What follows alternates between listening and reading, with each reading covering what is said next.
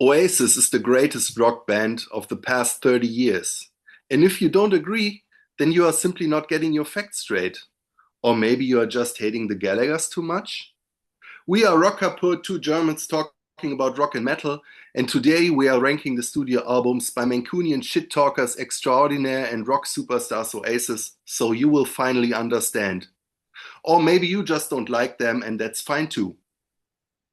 Before we start, please remember to subscribe to our channel and turn on notifications so you won't miss any of our videos and our irresistible German accents. So, Alex, what's your relationship with Oasis? So I was there back in the 90s when they made it big time. And I liked them, but I never really became a fan. But I mean, their first two albums were though so irresistible, and yeah, I like them. Great singles, and yeah, and then I lost a little bit of interest. I wasn't familiar with most of the other albums except some of the singles. I've also watched one of their famous documentaries about them. I was trying to get more into them later on. And I don't know, this documentary kind of turned me off again because I've always had a problem with their public persona and their music. It didn't really fit together. It was kind of, yeah, this also was a bit strange. It was very, very strange to communicate to me because yeah, to me the artists as per what the artists do as persons and what they say has always been in most cases very important to me. And yeah, I don't think the Gallagher brothers, I don't know, they don't have that much appeal to me. And yes, Liam, he has a rock star charisma. I'll give him that. Noel, not so much, in my opinion. I mean, in the shit talking, Yeah. he's a rock star, probably. Yeah, that's my take on Oasis. I like a lot of songs on them, but yeah, they're not one of my favorite bands. I'm not a fan. Let's put it that way. Okay. Yeah, with me, it was a little bit the other way around because in the 90s, I mean, they were inescapable, or their hit singles were. That wasn't actually my kind of sound back then, as we have already established that I was a metalhead, and my second music to go was hip hop back in the day. So indie and Britpop stuff wasn't really on my radar. And I was always annoyed by their singles back then. I know that. Um, didn't like them. Then I started going to university, and a friend of made a friend there, a very good friend, and Carsten. You know him by now, and he was a huge Oasis fan. So he always tried to get me into He them. still is. He still is, right? And he tried to get me into them, and I always said no, they're not for me. Uh, he invited me to go with him to Wembley. He had tickets for a concert, or for two concerts, 2 evenings in a row, um, and that concert made it to DVD later on. And yeah, I could have been there. And today I'm thinking I should have done it, but back then I didn't care for them that much, and it took a while. And then uh, someday he kept telling me I should listen to Oasis, and one day it clicked. It was around Heathen Chemistry, and then I saw them on their last 3 tours. I saw them each time in Düsseldorf, and yeah, bought all their albums. I have almost all of their singles, and yeah, and I think that what turned you off is part of what I like about them, because I think that kind of asshole charisma that they have is a little bit what's I don't know. I miss that a little bit, in with rock stars today. I mean, there aren't really the rock stars we have are the same that we had 20 or 30 years ago. There are no real new rock stars. And if there are really nice guys like, Chris Martin from Coldplay. And I kind of miss these guys that just do what they want. And I don't know if I would love to have them around as friends because I think they might be terribly annoying. But yeah, to see them on the TV or hear them in interviews is much more entertaining than all these nice guys that always know what to say and not to hurt anybody. So I kind of like this sense of danger that is hovering around them. Yeah, but when I started this video and I said they are the greatest rock bands of the past 30 years, that was obviously a bit of a provocation, but I think it is pretty much true if you just look at the numbers. And for this video, I checked a couple of numbers, and I mean it's pretty astonishing what they've accomplished in a pretty short amount of time. So they were around for from about 94 to 2009, 15 years. In that 15 years, they gave us 7 albums, which is roughly an album every 2 years, which is a lot for a band of that size. They sold 75 million copies around the world.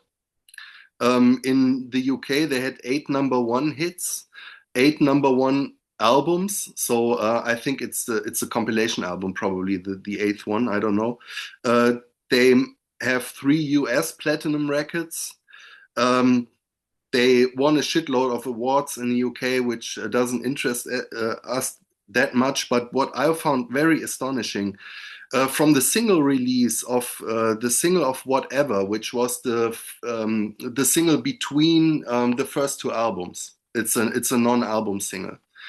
It came out in '94, and from that single release up until the single release of Let There Be Love in 2005, which is a time span of 11 years, no single ranked lower than number 4 in the UK. That's 18 singles that were 4 or better, which is mind blowing in my opinion. So yeah, that's just some facts for how huge they were in the UK and in Europe. And I mean, there are a lot of artists that sold more albums, even more albums, and also rock artists. But in the last 30 years, you will have a hard time to find anyone who made guitar-driven music that sold that many records like they did. So that's a little bit of introduction. So let's start our ranking, I'd say. And we have 7 studio albums. So why don't you start with your lowest 4? Okay, let's get into it. So my number 7 is Standing on the Shoulder of Giants. I really don't like this album at all. I don't like the cover. The title is annoying because it's not shoulders. Yeah, I don't really know. I think it's because Noel wrote something on his notes and he misspelled it and they took it for the title anyway. Yeah, it has trip hop tracks. Yeah, it was the album Noel Got Sober. The first one he was recording sober. I really don't think it is very good. I don't like it at all, except for the song "Go Let It Out." That one is a great Oasis song. Otherwise, not not an album for me. My number 6 is their latest effort called "Dig Out Your Soul."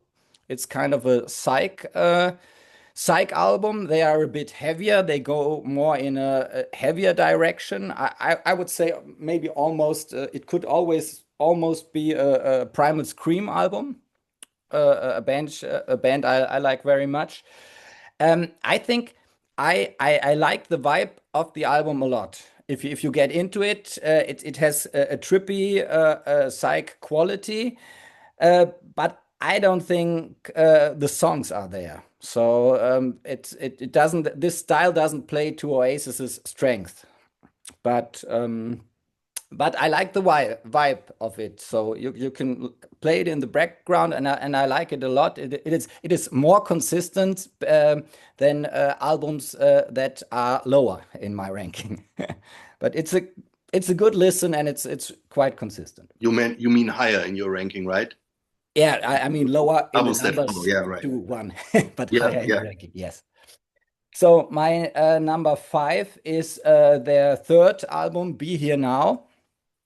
It's a bit bloating, long tracks, boring. Kind of those long tracks get boring to me easily. It's also a little bit overproduced. It's really their megalomaniac album. To me, it was too much. Don't like the beginning of the album at all. The first track and My Big Mouth. Yeah, it starts so long and so boring. Um, Afterwards, I must say, after revisiting it, I must say it's not as bad as I thought it is. It still has some very good songs like yeah, Stand By Me, of course, or Don't Go Away is probably my favorite track on it. Or the title track is also great. So the later half of the album, in my opinion, is much better.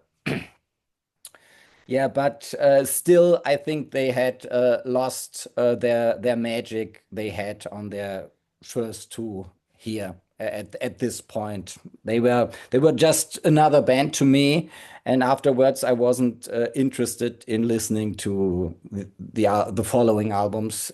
So I've listened to them as albums for the first time now when getting into this exercise. But of course, I knew some of the singles. So my number four is Heathen Chemistry. It's a great album cover. I think it's really a nice shot, and yeah, it has some of my favorite Oasis songs on it. She Is Love, I think, sung by Noel, is a great song. Or Songbird, written by Liam. I think it's his first song that he wrote that I really liked. I mean, there's another one on. I don't remember on which one, which wasn't as good, but this one, Songbird, is really good. And I think when recording Dig Out Your Soul, Noel, I read about something. Noel said something like, "Our last record was so sing-songy. Now we wanted something that has more of a rock vibe." And yeah, I think, in my opinion, Oasis are good when they are sing-songy, and they are not good when they are going for the rock vibes. I think sing-songy lyrics with sing-songy tracks that are reminiscent of the Kings and the Beatles and the Sex Pistols and all the bands they admire. And they also stole a lot of chord changes and melodies. I mean, if you pay attention to this, they do this all the time. But Noel would be the first to say, "Yeah, yeah, I admit it. I do this all the time. I'm fine with that. You can steal from my songs as well." That I thought was what a nice interview bit I read from him. That's really cool, to this kind of attitude to songwriting. And yeah, so Heathen Chemistry is my number four. So, yeah, there was little similarities, but I think, yeah, that this will be interesting. Um, so, okay, we start off with the same number seven. So I have this one on last place as well, but I love the cover artwork, and I somehow love that mistake in the title. It makes this whole thing more interesting than it is musically, I think, because after their yeah, disaster, which was Be Here Now. I mean, it's sold in buckloads of albums, but it still is considered like a mistake. And this one is a little bit like a course correction. So it's a bit more short and concise. But yeah, I tend to agree the songs aren't really there. It's a little bit boring. Still, there are a couple of tracks I really like on there. Like I think Gas Panic is great. I also love that was a single sung by Noel, Sunday Morning Call. Um, yeah, I'm not that big of a fan of the single, but yeah, that's okay. And but the only song that really has survived from this album is the intro, the instrumental "Fucking in the Bushes," which they still play live as an intro. So yeah, this album is largely forgotten even by the band themselves. Still sold 3 million worldwide. Yeah, that's not that bad. Um, on number six, I made a last minute change because I thought I would have this one much higher. But on six, I have "Don't Believe the Truth" from 2005. And I think this is a great album. I mean, I love all their albums, and depending on my mood and this whole thing might switch. I think this has great songs. It's pretty innovative, I think, for them because they tried a couple of new things. Love the opener, Turn Up the Sun. Mucky Fingers is great. It's maybe you can confirm it's inspired by the Velvet Underground. Um, Waiting for the man. Ding, yeah, ding, ding, right. ding, ding, ding, ding, ding, ding, ding. Yeah. I also really love the single Lila. Thought that was a great single. Um, both Noel tracks are cool. The importance of being idle and part of the queue. So the first half of the album I think is really strong, and then it falters a bit, and I think it's not that coherent of an album. It has great songs. It has a couple of weaker songs, and it's not as cohesive as the album that I thought would be behind this one, which I now switched. And so my number five would be Dig Out Your Soul. And I thought this would be last or next to last, but like I said, I decided to put it one place up just for the same reason that you mentioned. I think this is a very cohesive artistic statement. The songs all really flow nicely together. There are no real outliers, but yeah, I agree. There's not that song that immediately catches you on this one. And that's something that Oasis always had on their albums. At least there was at least one or two songs that immediately clicked and worked as singles. Um, but I really love I'm Out of Time on this one, which is a slow and moody track. Love the last one, Soldier On. I think that is great. Falling Down is a very good Noel track. Yeah, I think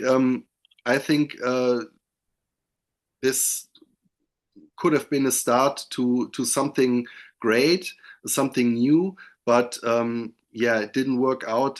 They disbanded not even a full year after the release of this one. So this came out in October 2008, and in August 2009 they disbanded because of quarrels between Noel and Liam. So yeah, this is my number five, and sold 5 million. By the way, that's not that bad for a final album. And on number four, I have Heath and Chemistry, which is a bounce back after Standing on the Shoulder. This could have easily been their third or fourth album, I think. Uh, Still, there are a bit of new influences on there. It starts off with the Hindu Times, which was a number one single in the UK, which has this Indian flavor.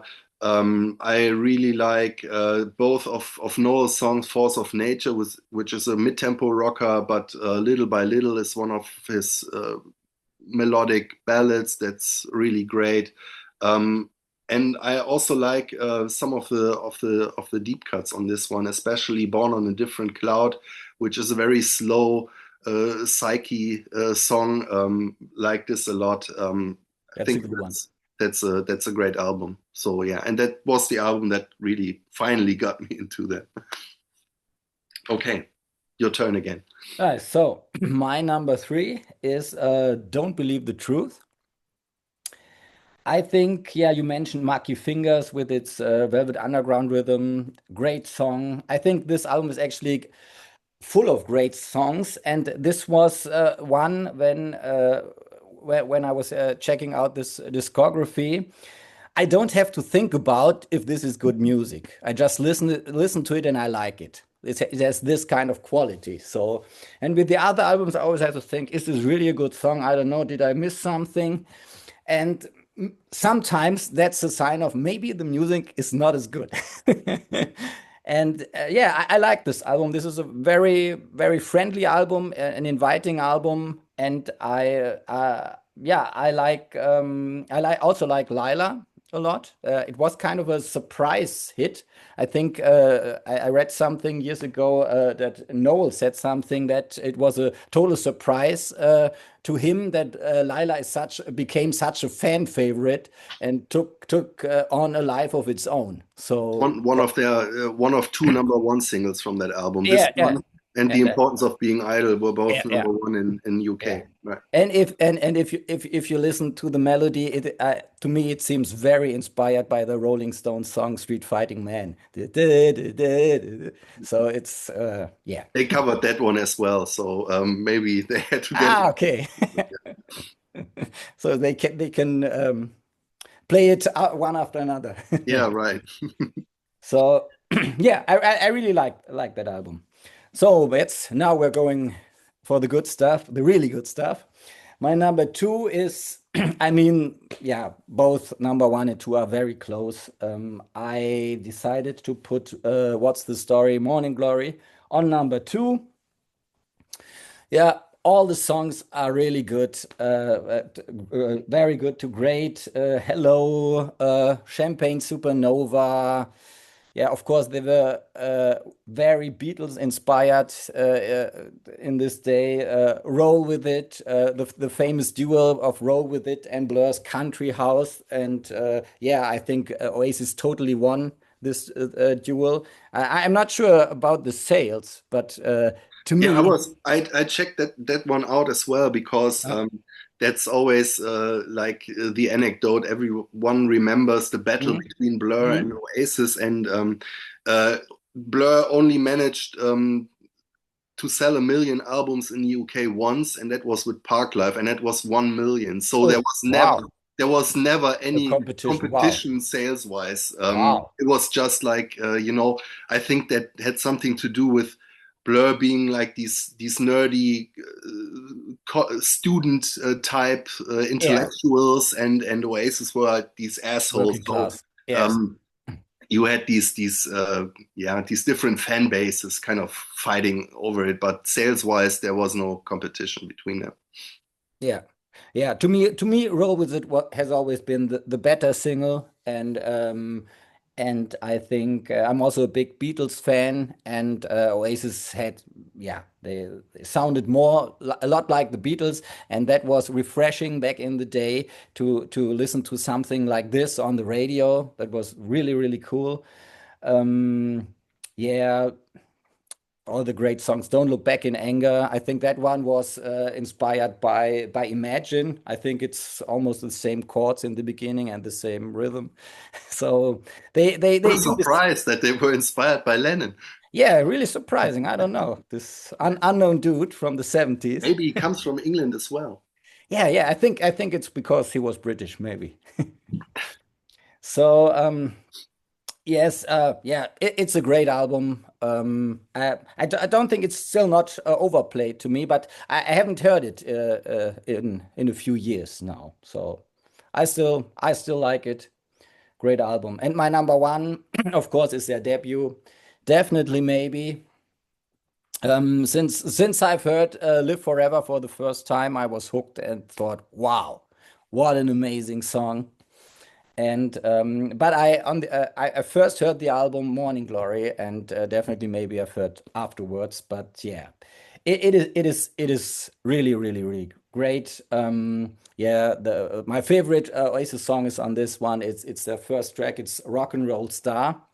And it's I think there is a parallel to they wanted to become rock and roll stars right from the start, just like AC/DC. Yeah, you know what the first song on the first AC/DC album is? Rock and roll singer, maybe? I don't It's know. a long way to the top Ah, if you okay, want yeah. to be a rock and roll star. Yeah, okay. So it's kind of a parallel, Yeah, right. and Right. both became kind of big rock stars. So yeah, it's really a great album. There's not a bad track on it, and yeah, it's great. Um, I need to get this on vinyl. I still don't have it, and yeah, I love it. Yeah. In the end, I wanted to say, when it comes to the Blur versus Oasis case, my answer would always be Supergrass. But that's Yeah, just me. I still think you can have all three of them because Yes. I don't think musically they don't have that much in common Yeah. with us. So yeah, Yeah. It's I it's like just Blur. like the Beatles versus Stones Yeah, thing. right, right. It's not really. Okay, so yeah, my number three, and I talked about this one in a previous video of ours, is Be Here Now. Um, I kind of understand why it was so why it is treated critically like it is and seen as this disaster and bloated piece of megalomania. I understand it rationally, but when I listen to it, just think it's a great album, and it's exactly what I wanna hear from these two brothers. You know, the cover with the Rolls Royce in the swimming pool. Um, I mean the opener. Do you know what I mean? I totally agree. It's way too long. The lyrics don't mean anything, but I still when I listen to it in the right mood, I still think it's the greatest song ever written by mankind, whatever. And I think there are many great songs. You mentioned "Stand by Me," "Don't Go Away." I already said that I love "I Hope I Think I Know" and "The Girl in the Dirty Shirt," two deep cuts that no one ever talks about. "Be Here Now" is great. I don't have any problems with this album whatsoever. Like it, and it's my number three. On number two, I have their debut, Definitely Maybe. And yeah, this one and my number one, wonder which that one might be. They could easily switch. What makes the difference to me this day or today is that here there are some tracks I don't like that much. I never liked Shaker Maker, and I don't care that much for Up in the Sky. Without these two songs, this one would absolutely be flawless. So many great tunes. Love Columbia, which wasn't a single. Supersonic is an all-time favorite. Slide Away is also great. Yes. Yeah, It's Paul McCartney's favorite, yeah, by the way. Hmm? that's an almost perfect album, but I think this one is better, and that's why it's my number one. And yeah, there's really not that much to say about it. We all know the singles. I mean, it has, I don't know, it has like, yeah, five songs, no, four songs were released as singles. And yeah, surprisingly, Wonderwall wasn't a number one hit. It was Don't Look Back in Anger, and Some Might Say, which many people have forgotten, but Some Might Say was the first number one hit they had in the UK. And great song. And I also love Cast No Shadows, which I think is about Richard Ashcroft, if I Hmm. remember it right. So yeah, I mean, there's really not much to say about this because everyone that loves rock music should have listened to this one at least once. Better he has it in his collection. So yeah, yeah, that's it. So I'm pretty sure we have convinced you that Oasis are the greatest rock band of the past 30 years. And if we haven't, well, then that's your fault, I'd say. Um, or maybe Alex's fault because he wasn't that convincing. Yeah. So Or at least explain yourself if you don't yeah, like it. And if you Exactly. like it, explain yourself too in the comments. Give us your comments. Tell us what you think about Oasis, what your favorite Oasis tracks are, why you hate the Gallaghers, and whatever, which Britpop bands you like more. Um, Give us your thumbs up if you like the video, subscribe to our channel, and please come back when we will be giving you our top 20 favorite Oasis songs. You won't escape this one. See you soon. Bye. Bye.